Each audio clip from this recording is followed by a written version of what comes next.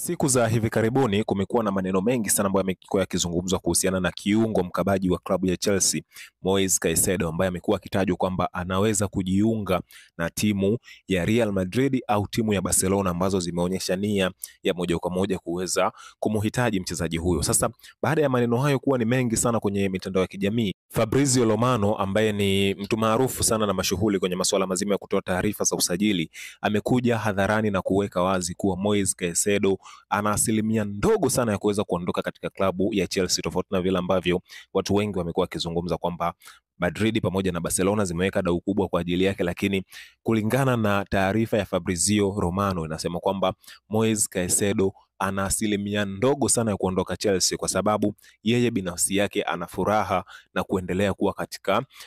kipande hicho cha darajani kwa maana ya Stamford Bridge akiwa na Chelsea. Kwa hiyo hafikiri kuondoka na anaonekana ni mwenye furaha asiyekuwa na stress wala papara yoyote, lakini maneno ambayo anakuwa akizungumzwa ni kama vile maneno tu ambayo yanaibuliwa na mawakala wengine ili kuona kwamba thamani ya mchezaji huyo inazidi kupanda kila siku, lakini kwa binafsi yake hajaonyesha nia yoyote ya kuondoka, lakini pia hamna chochote ambacho kinaashiria kwamba mchezaji huyo ataondoka katika klabu hiyo ya Chelsea. Kwa hiyo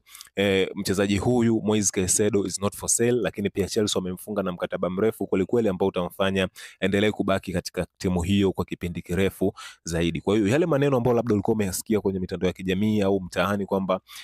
timu kama Real Madrid zinamhitaji mchezaji huyu kwa sababu labda Real Madrid wamemkosa mtu wa kariba ya Casemiro kwa kipindi kirefu, lakini Moise Caicedo haondoki Chelsea, na hii ni taarifa njema kwa mashabiki wa Chelsea kuwa mchezaji huyu haondoki na ataendelea kuwepo darajani kwa kipindi kirefu zaidi ya hivi ambavyo mnamuona kwa hivi sasa. Kwa hiyo kama ni kukitwanga basi ataendelea kukitwanga kama kawaida, lakini pia taarifa hizi zimeweza kuambatana na mambo mengi sana, kuona kwamba wengi wanasema labda kwa kuwa Chelsea kwa siku za hivi karibuni matokeo yake hayafurahishi sana kama vile ambavyo ilikuwa imeweza kupata taji la Club World Cup kipindi hicho ilikuwa na matokeo mazuri, kwa hiyo mchezaji huyu kamshawishi kuweza kuondoka, lakini hapana, mchezaji ana furaha na ameridhika kuendelea kubaki katika timu ya Chelsea. Kwa hiyo kama kuna mtu anazungumza basi ni maneno tu ambayo hayana mashiko na yapuuziwe kabisa.